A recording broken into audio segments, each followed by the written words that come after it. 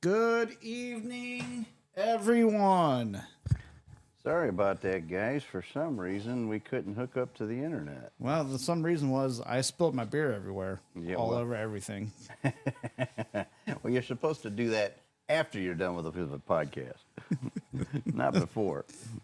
So I sacrificed 8 ounces of beer. Oh man, that's almost a full 12 ounce. Good thing this is what is this? This is that's 16. Yep. Yep. Oh my gosh. Well, welcome everybody. Hopefully everybody's here with us. We look like a few of you guys were starting to load on, and then we had a problem. So, but anyway, what we're going to do is we're going to discuss tonight stall converters, because I get asked that a lot. I don't think that a lot of people understand how stall converter works. So we're going to discuss that a little bit tonight, and then we're going to talk about how to pick the right one. So, but hopefully you guys been enjoying my son's podcast, or no, you get not podcast. You just have a YouTube channel. Yep. Okay. Yeah, he's not doing a podcast yet, but he probably will. And right now he's just doing videos over there. But hopefully you guys, I know Philip is. Yep, Philip is. And speaking of Philip, thank you, Philip. I got a package today in the mail, actually from UPS. Yeah, he didn't bring it. I forgot it. I had it sitting on my desk when I was leaving at the shop, but when I leave the shop, I'm in a hurry because usually I'm doing something, the phone's ringing, and I'm trying to shut my computer down, and I don't have no excuse, but I just forgot it. So anyway, Philip apparently thinks that my son needs to wear a diaper. I mean, sometimes I do fart and I question it. Well, I'm opening this package up and I'm thinking, what is this thing? A parachute bag or what is this? And I open it up and then I realized, oh, this is an engine diaper. So I think he's being a smart ass, but you know what? Thank you, because we will use that. We'll put it on the engine. Absolutely. Because apparently he likes poking holes in the oil pan. Well, I like going high. Yeah. That RPM needs to go higher. So thank you, Phil. We appreciate that gift. And so next week on the podcast, what we'll do is I'll have my son wear that. Or I'll wear it. I can wear it too. It might be a little too big for me. Yeah, I don't know. I don't wear a size 455. No, you don't? No, 400. Well, I think it's adjustable. Oh, well, in that case. You might even be able to put suspenders over you. Does it come with a thong option? I don't know about that. I don't even think there's a place that you can whip it out and pee, but. Well, that's the whole point of wearing a diaper. Yeah, you just pee in it. Yeah. So anyhow, yeah, so Phil, I get this package from Phil, and it's from UPS, and I'm not expecting anything from UPS today. And I looked at it at first, and I'm thinking, Philip, man, well, I don't know if Phil wants me to tell his last name, but anyhow, it's Phil, and I'm looking at it, and I'm looking at him thinking, who is this? Because I wasn't putting two and two together. Then I seen Jeannie ordered it from Summit Racing. Then I knew where it was coming from. So I think we should be thinking Jeannie. I think so. Yeah. Yep. Because she's the one that ordered it and sent it. Yep. So. But anyhow, thank you, Phil. Appreciate it. But so torque converters. My son had a bad experience with a torque converter. We won't mention the brand name because we don't want to cause that kind of. I know to stay away from that brand from now on. Yep. And what happened was brand spanking new. And I put it in the truck, well, my old pickup truck that I had a 400 in, Pontiac 400 in, and a 700 R4. And so I got this torque converter that was, I think we decided that we wanted to go with like a 5 to 5500. No, it was only. Oh, no, that's what it was stalling at because of the issue it was having. Yeah, we only wanted about a 35. 28. Yeah, about 28 to 35, yeah. And so I just built the engine, just got everything done, put it back in the truck, transmission, everything. Just got done building the whole combo. Threw it in, started it up. everything was going okay, except for whenever I go to drive it, the transmission was just acting like it was slipping so bad. And of course, you know, I'm telling my dad, and he's like, "Oh, you're just not used to the high of a stall." So I'm, you know, I hadn't had any idea he was talking 5,500. so I'm like, all right. So, you know, I'm driving this thing around, and nothing was leaking, nothing was smoking, everything was okay in that regards, but it just would not. So I'm like, I'm going to drive it to work one day, because you know what? After I drove it a little bit, it started to come back around. So I drove it to work, made it to work at 4 a.m, just fine. And thank God, for whatever reason, I was taking a half day off work that day. And as I was driving home, boom, I heard a pop and all the smoke started coming out the back. And I'm like, what the hell? And it was black smoke. And so I'm like, oh, I know what this is. So I pull off to the side of the road, get out, and there's just tranny fluid just dripping everywhere. And so I'm like, I'm not having this truck towed. I'm only, at the time, I think I was only like 1.5 miles, 2 miles from the house. So I'm like, I'm not getting it towed. So I called my wife and I said, get behind me. So that way, if there's any cops, they can't get me. I am not stopping. Bring tranny fluid with you. I'm filling this thing up and I'm driving it home. And that's what I did. And I think I ran out of transmission fluid literally on my road. And thankfully it's a downhill slope to the house, because it would not, no matter how much I pushed the gas, it wasn't moving anymore. And He had a real stall converter. Yep. And I hit that hill and I coasted and I made it all the way into my garage was in my backyard at the time. And I made it all the way into my garage and I shut it off. And I did not want to see what happened to the transmission. I took a week off from that thing. But when I got back onto it, I didn't even look at the torque converter. I literally tore the transmission completely apart again. And because I thought I did something wrong to the transmission. Never in a million years would I think it was the torque converter. And I tore the whole transmission apart. Believe it or not, all of the clutches were perfectly fine. I forget, it was B&M transmission fluid at the time. That was that blue stuff. I think that saved it, because it still had lubrication on them. So thank God it didn't ruin the transmission. So then I started looking elsewhere. I'm like, where is the problem? There has to be an issue. There was transmission fluid coming everywhere, and my lines were tight. So I checked the pump. One would think a cracked pump, right? Nope.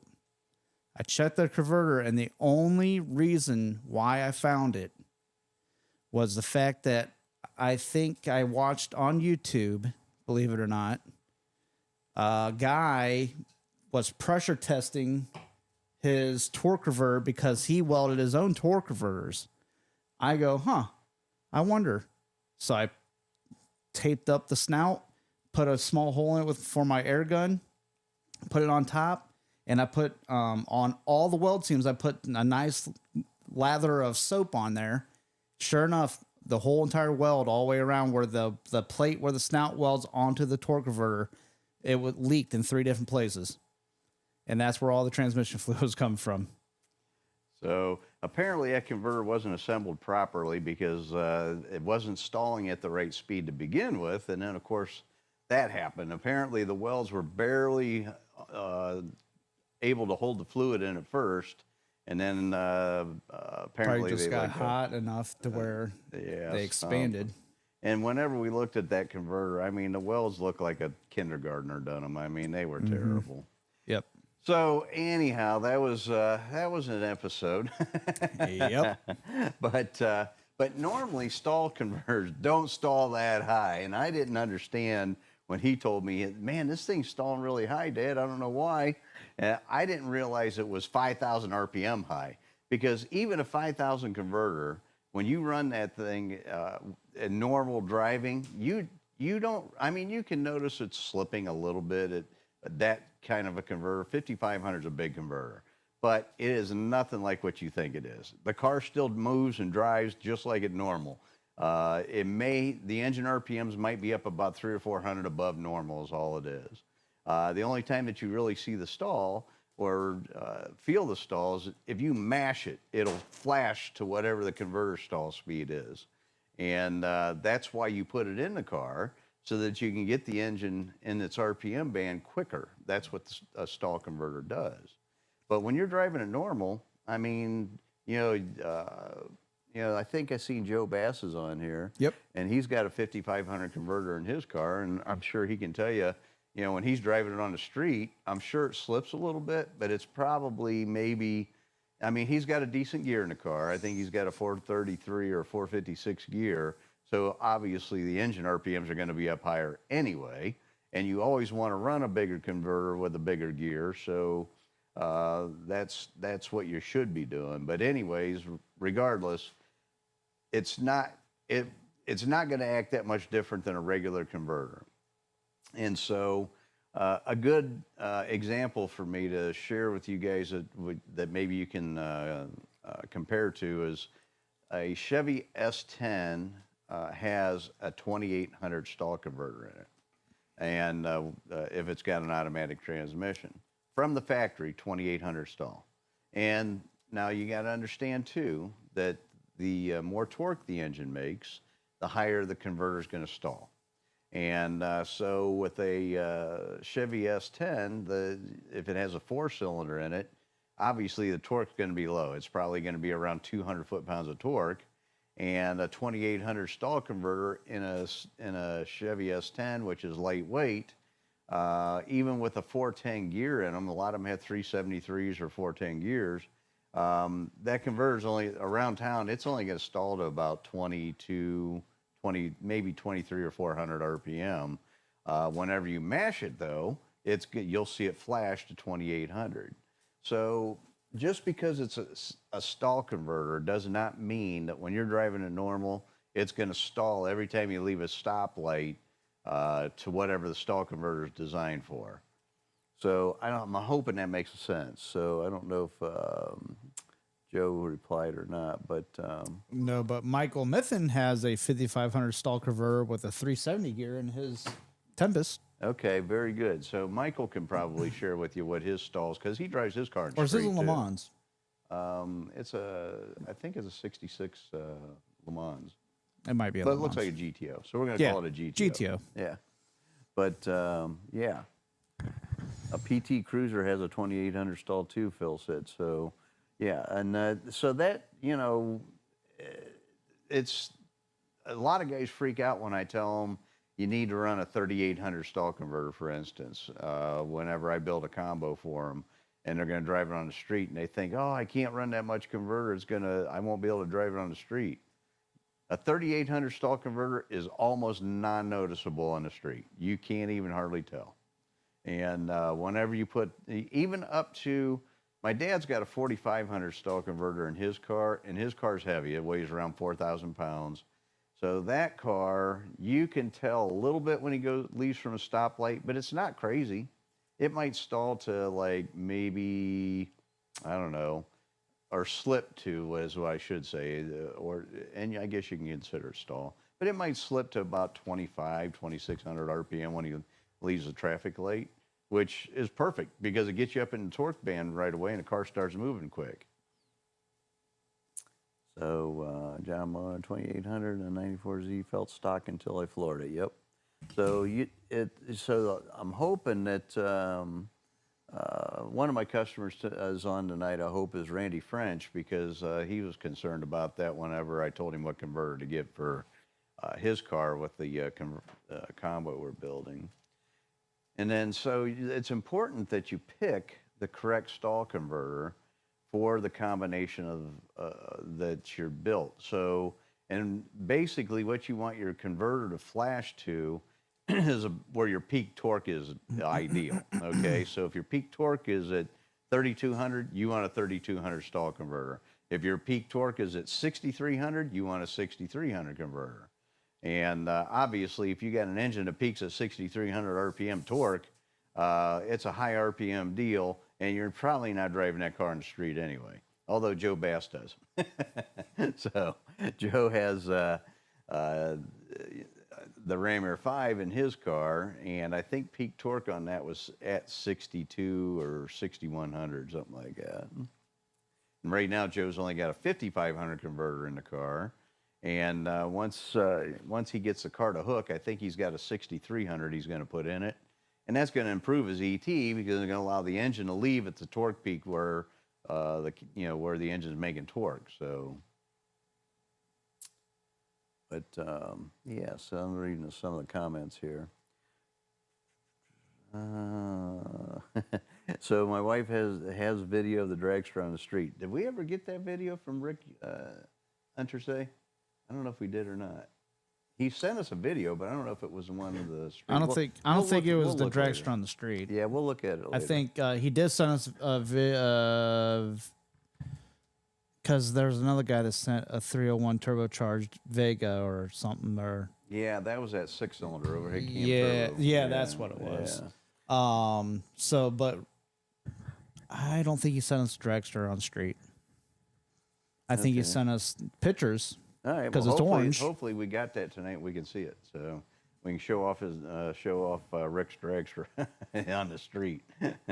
Not very many people drive dragsters on the street. I got a crazy guy that I build engines for around the corner from my shop. He does that kind of stuff, but most people don't do that. I don't see why not. I don't know. He said he's going to work on it, so apparently he hasn't sent it yet. But some Buick guys with the build of the heads 900 plus run 3,500 to 8-body low high 8s. Yeah, some of the Buick engines make a lot of torque. They actually make a little more torque than the Pontiac engines do. They're like a Cadillac engine. There used to be, they call it a switch pitch torque converter in the Turbo 400s, and they used them a lot in the factory Buicks. And we used, as Pontiac guys, we would look for those trannies with the switch pitch converter because I think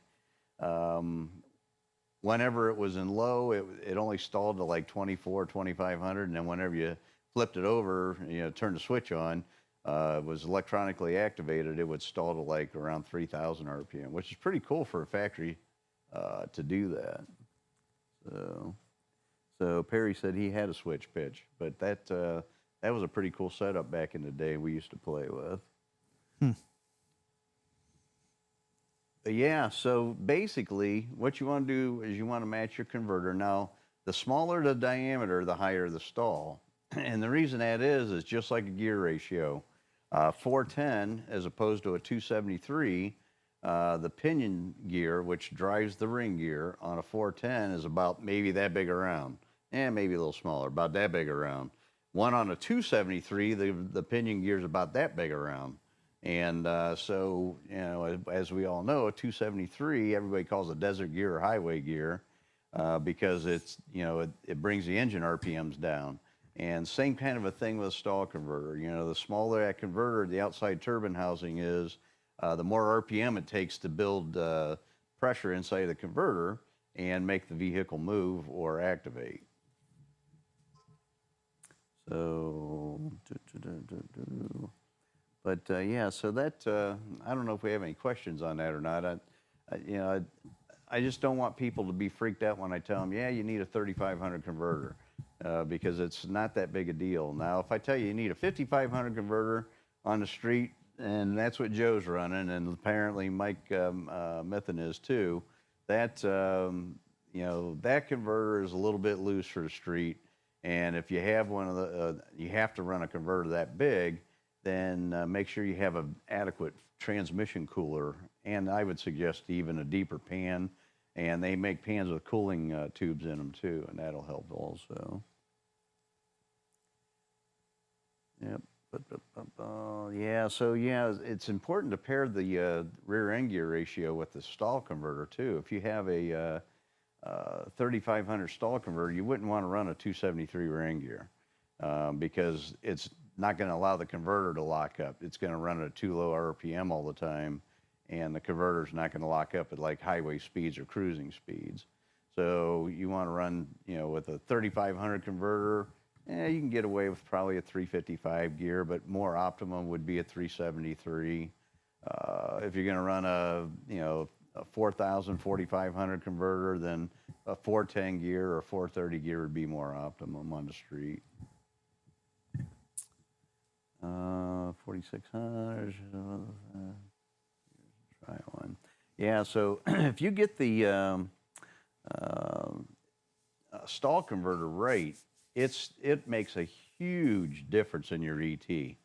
So that's what was a bummer about my son's truck, not getting him to use that converter. We ended up taking that out, and I don't know if you put a stall back in it or not. Yep, we put a remember that guy from New York that you found on Craigslist. Oh yeah, he custom built me one. How did that work for you? That one worked fine, worked great. Okay, yeah, and it was $200 cheaper. Yeah. Yeah, it was a custom built private manufacturer, and there's a lot of those. There's a lot of good companies out there, guys. I don't like throwing names around because I don't want people to think, well, just because I didn't mention them, it's not that theirs are bad, and that's not the case. But anyways, yeah, his truck was heavy. Yep. And what converter did you end up with in yours? I think it ended up being like around 3,000. Okay, and when you drove it normal, that's a heavy truck. What did your converter stall to? Just driving normal, I want to say it was like 2,500. Yeah, so it's barely over stock. Yeah. Most stock converters in let's use a 70 GTO for instance. That converter from the factory is like 2,600 RPM. So and you don't never know that. You can't tell that stall is the 2,600 unless you mash it. But everything happens. That's the other thing too. When you mash the pedal, everything happens so quick you don't even know the converter flashes that high. You just hang on and enjoy the ride. Yep. So, but and then DJ, our trucks, they need transmission work more so than a torque converter. The transmissions in our trucks suck. Yeah, okay for a Silverado. Yeah, that your truck probably already has about a 2,600 stall converter in it, DJ. So I would say you got the right converter in it now, and you don't want to kill your economy. So a higher stall converter, it will hurt your fuel economy. And to give you, for instance, now my dad's car doesn't do bad. He's got a 4,500 stall converter in his car, and it gets about 13 to 15 miles a gallon, which is pretty darn good for as fast as his car is. He's got, like I said, a 4,200 pound Grand Prix, and it runs mid to high 11s. And for it to get that kind of fuel economy, that's pretty good with that converter. And he's got a 373 gear or 370 gear in it. But DJ says it's 1,800. I can't believe it's that low. It probably is, but those transmissions suck. They do. Well, that's they're right. horrible. You guys have the 6 speeds, don't you? Yeah. Yeah, so it's got a lower first gear, so you don't need as much converter stall. So they're using gear multiplication to get the car or truck moving. But the before I even would get a converter, I'd be turning the transmission out and doing it the right way, the way they should have done it in the first place. And it's going to cost you another $3,500. Because you have to get the new planetary gear put in them. The shafts need to be, you need to get the good shafts in there and whatever. The input shaft and all that crap. That's only if you're going to make a lot of horsepower. No. No? No. Like, I'm on borrowed time with mine because I pulled with it so much. Really? Yep. They're junk. I'd take that thing out and put a 4L80 in it. Is what I'd do. It's just unbelievable. Well, if I didn't have so much electronic crap on there and so much stuff that had to change around. Yeah, I'm sure there's a workaround. Somebody's probably got a workaround for it, but I don't know. I don't like all these multi-speed transmissions. I did have a fella that was going to build a Ram Air 5 engine. He was going to try to use that 6-speed transmission behind it. What are those called? They're not a 6L80. Is it a 6L80E? I think so. Yeah, I thought there were some other letters in there too, but once you build them up, people swear by them. Well, he claims that it keep the engine in its RPM range longer on the track, but the problem is you're driving more weight inside the transmission too, so that's going to slow you down. So I don't know. Yeah. I was kind of hoping he would do it. I don't know. I haven't heard back from him, so I don't know if he's I just know it's very, very, very lazy. Like whenever I floor it, that thing can't even get up and get out of its own way. My Suburban, since we rebuilt the engine, put a different cam in it, and ported the heads, that thing runs pretty darn good. That's what my lifter or transmission. As soon as one of those two go, I'm doing all overhaul. You're gonna have to. But 6L80 and a 6L90, yeah. So the 90s probably have heavier duty. So I'd look into that. Maybe the 6L90 is already got the upgrade you're talking about. Probably, I don't know. I know that whatever transmission this is, I do believe it's a 6L80, or it might be no, because the 6L90 is a 9-speed. So the 6L80 is no, it might be still a 6-speed. I don't remember this. I don't know much about 6L90, but the 6L80 I know is what's in my truck, and it's the same thing as in the Tahoes. And these guys that are on the Gen 5 boosted truck web thing Facebook group I'm in, they go build the transmission up, get you this torque converter, you can run a turbo on these things, and they're a lot better. 2500 transmission, I believe.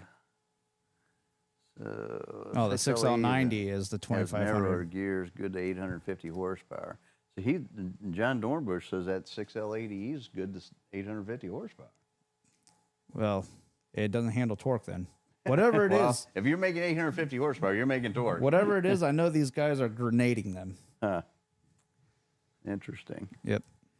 GTO George finally showed up there.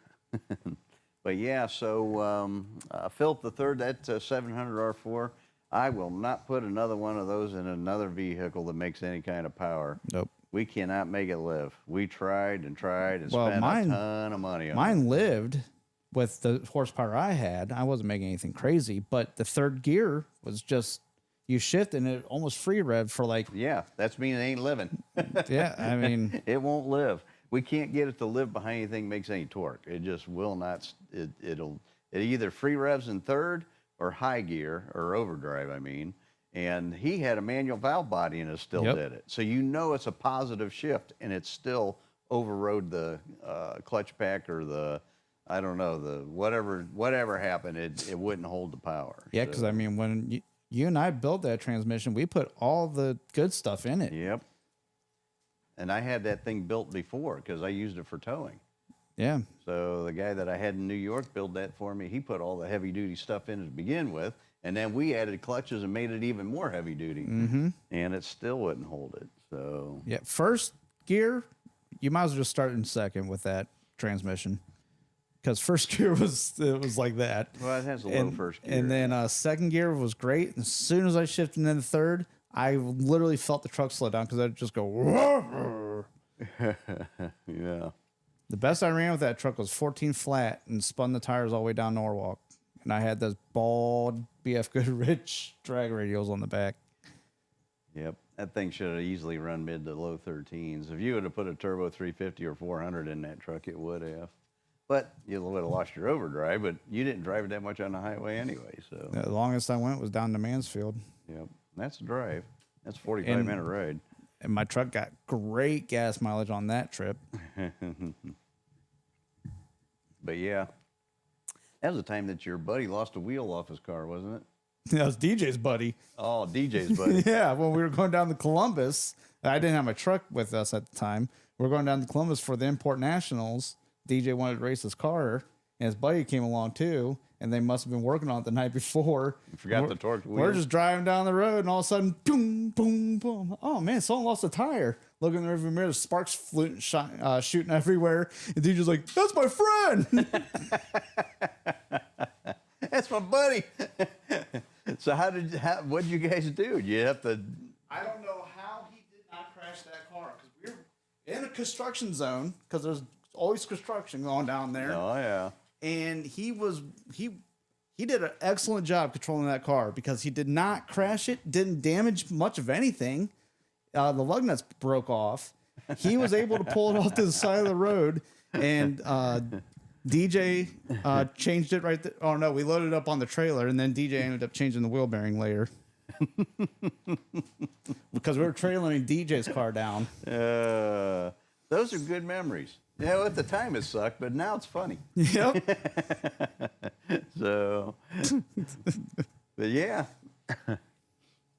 Yeah, I don't know if he ever did get his wheel back. Because it went flying off the side of the expressway down into a neighborhood. Oh, boy. That's kind of dangerous, too. You know, you ever watch them videos on YouTube or Facebook where a truck tire comes off? And, I mean, it literally plows the people over when it comes through. Yeah. Bad stuff happens that way. I don't know if it hit the, I mean, there's fences and stuff down the embankment and whatnot. I don't know if it hit the fence and he got it back or what, but I just remember seeing him bouncing and I'm like, oh man, that sucks. Yeah, literally.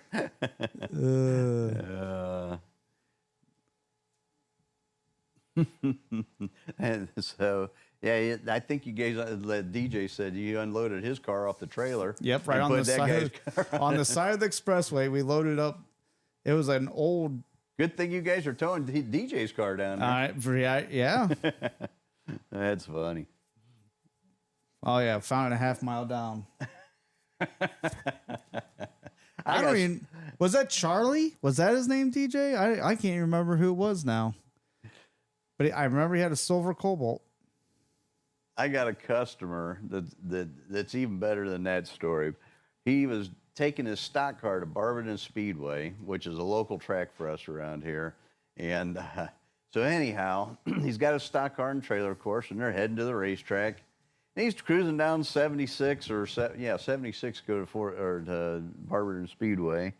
And he looks out the window and his race car's next to him on the highway.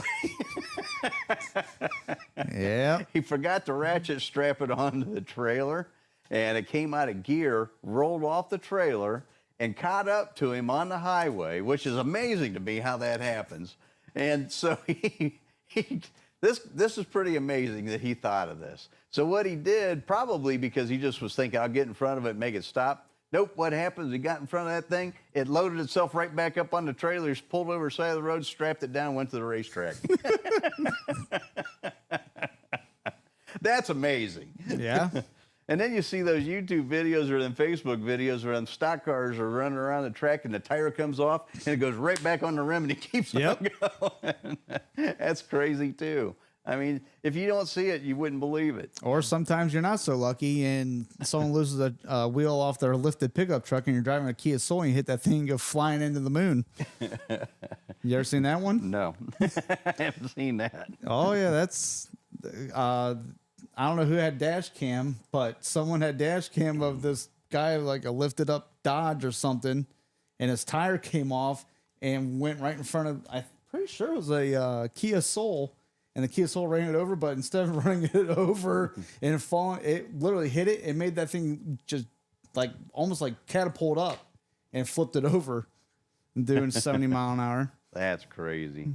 Well, hey, Rick, I see your ET there in your mile per hour, and actually, your converter must not be too far off because I don't know if I shared, you were with us whenever I shared with everybody what the formula is to determine your ET by your mile per hour.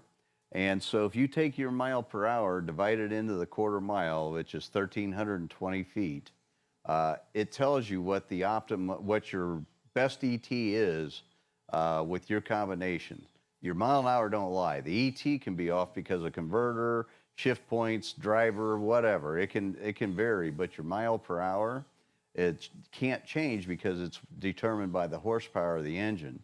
And at the big end of the racetrack, you're in high gear for a long period of time, and that clock is seeing the actual horsepower of the engine.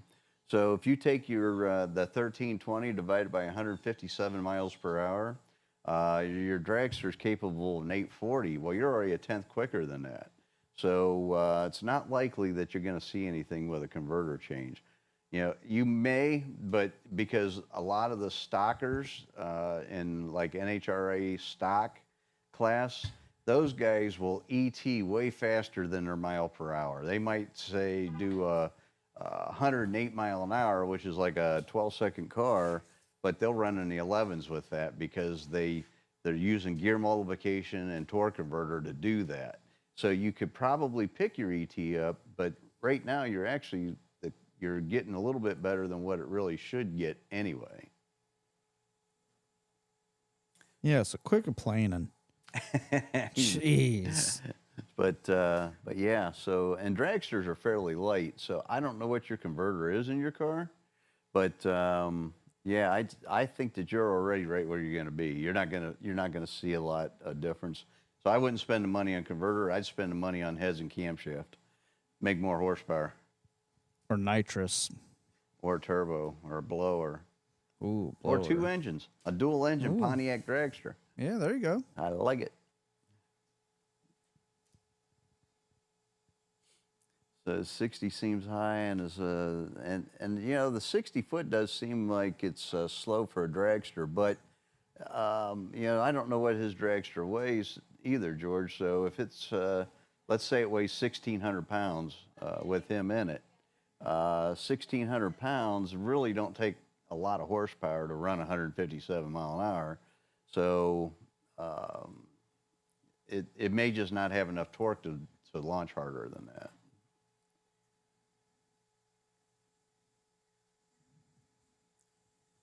Blah, blah, blah. Good evening. 1850. What's happening, old twist? And supercharger all day, TJ says. 1,860 pounds, claimed as a 5,000, 5,500. Yeah, so you probably, you know, I don't know what your combination is, but, you know, depending on how big your cam is and the cubic inch of your engine, I could pretty much guess for you where your torque peak is because we dynoed so many engine combos. I could probably get you pretty close. So I don't know what your cam is at 50 thousandths and what your lobe separation is on the cam. But if you tell me that, I can probably guess for you. It's all wet. Yep. he spills beer on it. Smells like a freaking pub. Well, I needed to get on Amazon because, of course, I'm linked up to Mom's account on mine. And I don't want to unconnect that. Thanks. So it's 535 Speedmaster heads, Victor intake. Let me get the cam. All right, that's a pretty good sized cubic inch engine. You're not afraid there's, like, not beer behind there? Might be. Take it Might apart take for it me. apart. For crying out loud. You're going to see that's going to all fall apart in your hands because I need a new case. I know Rick used to have a 557 block in his dragster. I was worried for him because we all know what those things do. Oh, God. Yeah. I've had so many of those 557 blocks in the shop that were just, the bottom ends just blew out of them. And they weren't making no horsepower. They were probably 350 horsepower engines. So he says heads flow 345 cubic. CFM. Yeah, CFM. Yep. Yeah, 557 block went 930s. And then Ken Wilson, he didn't finish. But I don't know what he didn't finish because he has a 2400 stall with lockup and a 69 on Le Mans, a 428 700 R4 with 390 gears. Yep. Too much trouble getting this podcast tonight. Is anyone else having problems? So I wonder why we're having trouble tonight. Is it something we're doing? Is it our feed or what?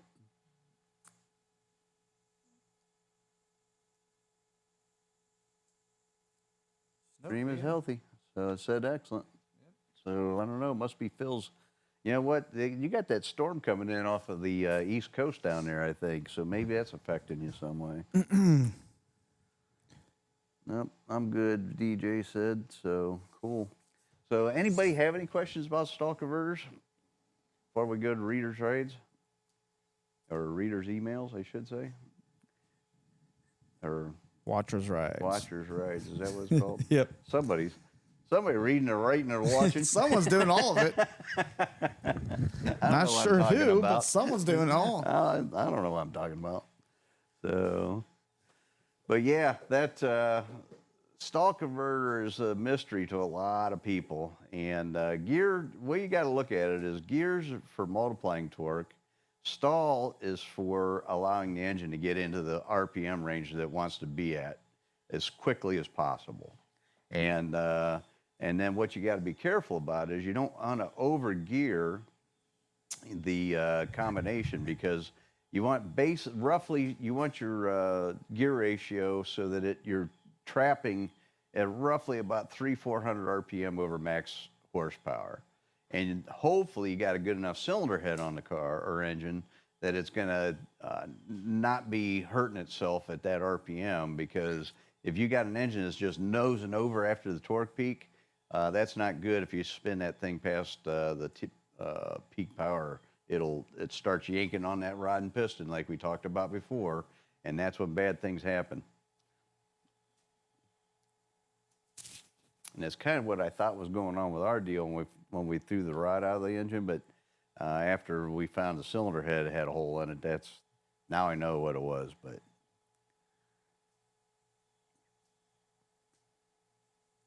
see if it comes up. even we're dealing with it's slow for us to load everything tonight too. I don't know what's going on. That's a cool pick. All right. That's Perry's car. Yep. All right, we ready to get into Watchers Rides? And hey, you know what? I don't know if Tom Bop's on tonight, but Perry, thank you so much for hooking him up with main caps. And we needed main caps for his block, and you just happened to answer the call. So thank you much. I think Tom's going to get with you, maybe today or tomorrow, and get you paid for those and have you ship those things out. And send them to the shop, please. 2477 State Route 44, Atwater, Ohio 44201. So here's Perry's car, one of many cars that he has. Yeah, he's got two. Look at alike, that! But Look at that the other one's wheelie. a convertible, I think, isn't it? Oh yeah, he's doing a wheel stand there. I thought he had a green convertible. I think it's orange, just like that one. Oh, it could be. I think we have a video of it actually. Check that out. That's serious. You talk about an over-engineered engine. Holy moly. That's a 12-cylinder. 1, 2, 3, 4, 5. That's 6. got to Yep. be a German engine. Those guys, they're nuts. They do crazy stuff. That's cool. I can't imagine balancing that engine. Watch. It's a Shauna. Is live, whatever that is. Ah. It's been running for 10 minutes, so it's good. Oh, they can't hear anything, so I got to switch that around. Well, that's a good thing, Phil. So it looks like he got his engine fixed back in the My Grand boost Prix. gauge isn't registering, but it's got boost. You can hear it. With the supercharger on there. Oh, he's going to rev it. Give us some beans.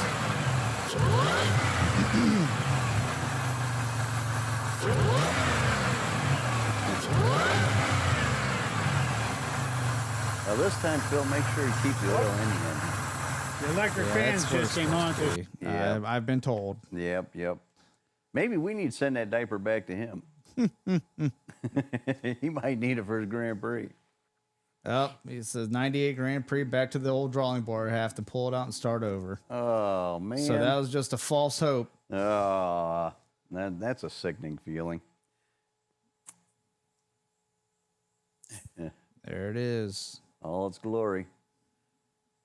Those are cool cars. I had a customer of mine that had one, and all we did was just the minor hop-up stuff that you can do to those things, and it ran 12s. Carl Glenn. Oh, he had one? Yep. It ran like 1270s. He would know. Oh, yeah. Carl loved to go to the racetrack. Oh, yeah. Watch online mechanics tips. Oh, boy. Is Phil giving tips? Okay, this video is for my buddy JT like this at already. the Online Mechanic. I think he built an This is what engine I'm talking stand about for here, that. JT. This is just an old Chevy You know, Phil, you 350 need to get a small garage. block. I like As you can see, I'm outside. taking it apart. One with Mother Nature. And I'm just Well, about ready to pull the head off of this side. I've already got the exhaust And all them manifold leaves off laying on the this ground, I side. thought were laying in the You valley. can see it's pretty well broke down. You I know got the push what? rods You know out where and oil everything. comes from? The That ground. head's Yeah. ready to come off. So Here's the look, exhaust manifold. he's and got that everything more But organized than I this see Brandon Devies is had all at I the shop. needed You're right to take about this that. And engine it's on a apart. piece of plywood. I could Yeah. disassemble Brandon's this got a nice entire table. engine with just this one little That's a makeshift toolkit. workbench. That's the Yeah. beauty of an old small block Chevy. Oh, Tim Corsiak joining in on the fun. Stock appearing DCI 464. Yeah, let's see what he's got going on there. I've been after him for a good burnout video. Let's see.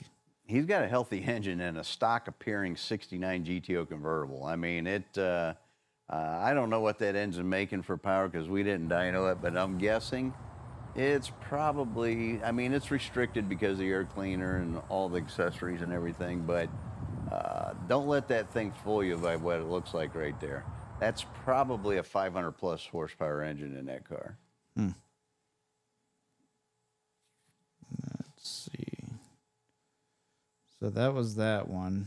And then he sent my GTO. Well, that other one, was there sound or I can't hear anything? Well, I don't have there my is, but I headphones. put it so that way they can hear it. And if they hear it, we can't hear it. So. Gotcha. All right. Which sucks. You have to wear headphones.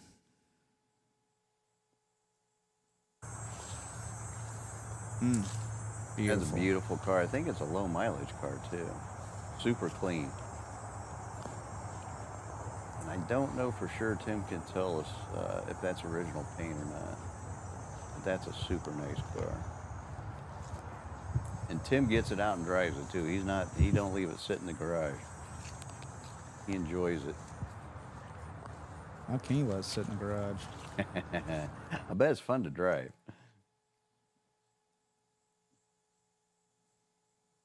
Philip III watched a Super Chicken cartoon theme song. Oh boy. Well, he wants to name a Firebird a chicken. I think there's one out there already called that.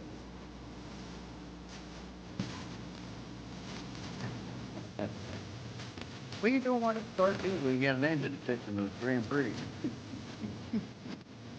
I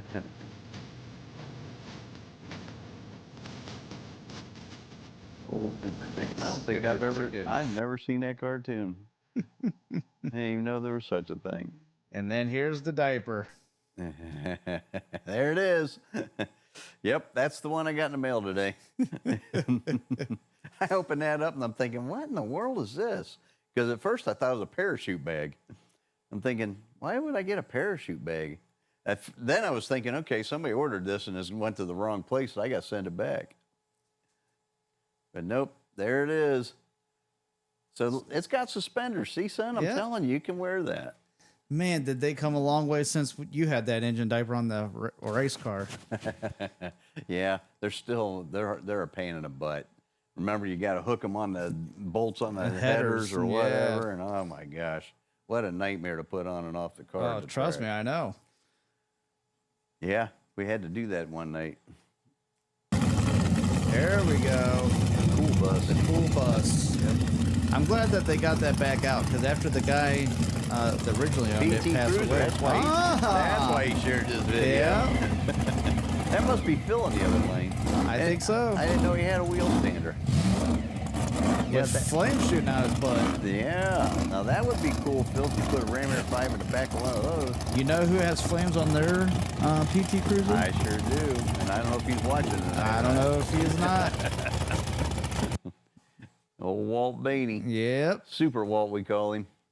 Oh, here we go. Old school twist. Some Pontiacs at Morris, Illinois cruise night. Yeah. Preview. That's what I want to do. Ooh. That looks like it might be a 67 GTO or 66.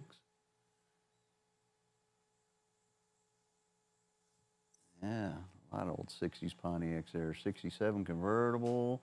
Looks like a 67 hardtop.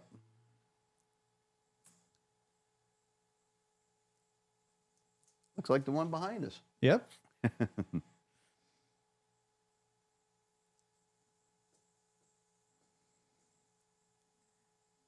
It looks like a 65 Bonneville or something. I can't see. That's pretty cool. Convertible. That is I love those big Pontiacs. Those are just overgrown GTOs.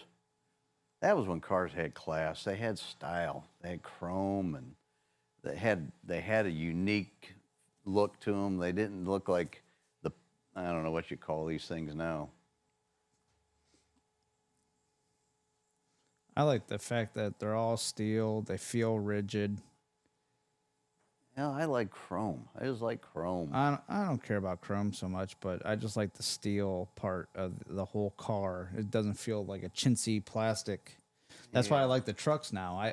The trucks are still somewhat, Well, it's a rigid. fact that the truck is, one of the biggest sellers for GM, Ford, and Chrysler right now, because the cars are there's no identity, and they're like you said, plastic piles of what. Yep. Not something that I want. That's why they hold their value. Yep. Looks like a 69 or 68. I got a vent window. 68. That's a nice I like color. the 68s better than the 69s. I like the dashboard in them. They're more elegant looking. Let's see. Here's Rich. Is this Rick's dragster? Go to feed. What's that mean? I like that. I'm on my C10 trucks. Yeah. I'm on my On your feed? my Facebook page somehow. Yeah. So that's cool. Because he shared Facebook, and I must not be friends with him. So we'd have to go to mine. Let's see, dragster on the street. Let's see if this one. Nope. No. So you can't go to my feed though, can you? Oop. Do you know what your login is? No. No, then no. No, I don't. It's in that little thingy at the top. When you click it, it does it all by itself. Yep. That's what I know. All I got right. enough to remember. Let's see here. Boy, that's a bummer. We really wanted to see that tonight.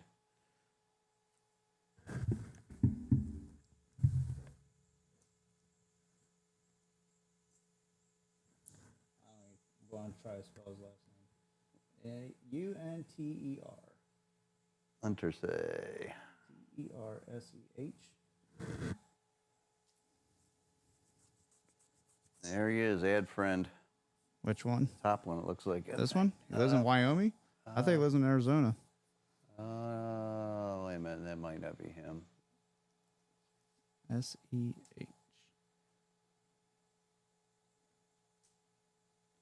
Send me a friend request, Rich. And then, He'll friend you, and then that way we can open it up on your YouTube or Facebook channel. yep. Facebook's real picky about sharing stuff. Yeah, they don't. A lot of times the videos I share from YouTube, Facebook doesn't show them to everybody. I can tell because when I usually post something, I'll get 200-300 people reply, and when I do a YouTube share, I get maybe 3 to 6 people. So that tells me they're not sharing it.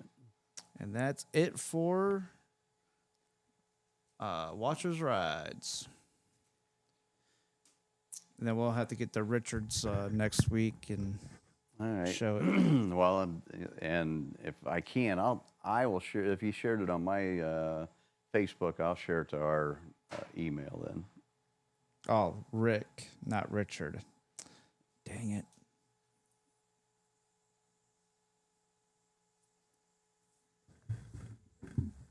ICK. There it is. There at it the top. is. Add Add friend. friend. Yep. All right.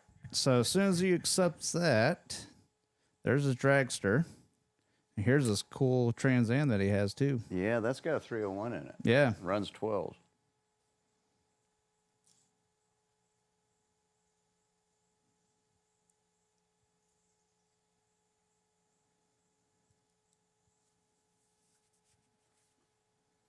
Actually, I wonder. He hasn't accepted it yet, but videos. And let's see if this is it. Okay, we got just about everything hooked up. We don't have quite the reservoir hooked up and a couple of the little things I got to do, but she should fire. Oh, Got the this fuel one's gonna pump, fire it. got everything ready. Judy's here to help. I can't hear it. So tonight. she's going to run the controls. Oh, look at that. So There's the light, I'll run the throttle. That's awesome. Go ahead and ignition, fuel pump, water pump. Jamie wouldn't even know what to do.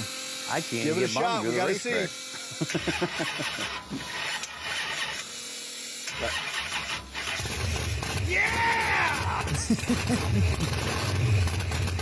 You just yelled out a big yeah! Fired up.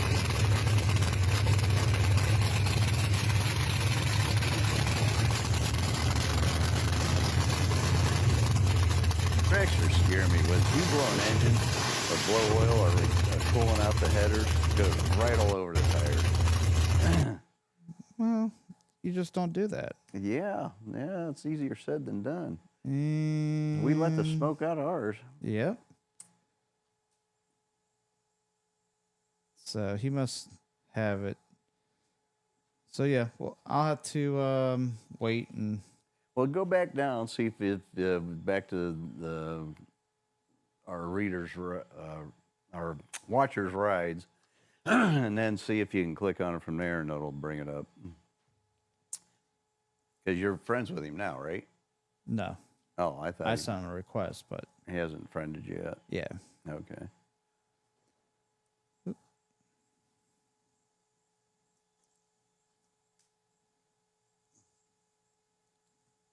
Sorry, we're confusing people.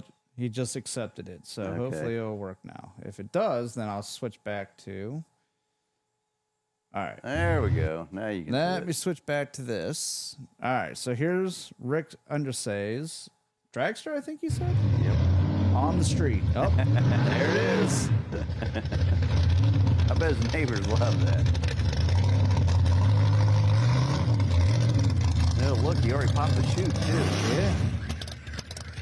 So enough car alarms. That's awesome. Hey, listen to the cul-de-sac. How in the world does he turn that thing around? Oh, He's gonna show you. yeah, look at that. You just floored this. I thought he just did a donut, spun it around the That's other what way. I'm hoping I see. I don't think it works that easy on a dragster. They don't spin around real easy. Somebody has to spray the street. Yep. Put some water down. That's pretty cool, Rick. I like it. And let's see his other one now.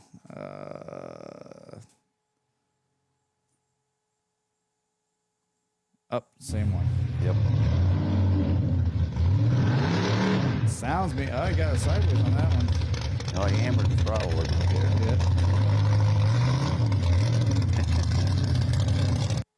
Yep. And then Perry. There's the billet caps. Awesome. And we have all 5, and we need all 5 of them. Thank you, Perry, for helping Tom out on those. So that's it now.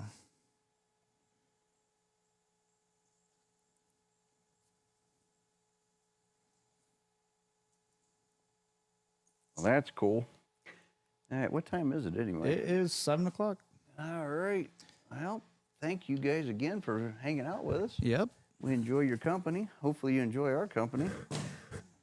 And I don't know what I'll be talking about next week. I'll come up with something. But if you guys have an idea, go ahead and message me or Brandon and let me know. And send us, make sure and send us your videos and pictures too, so we can show you guys stuff off. Absolutely.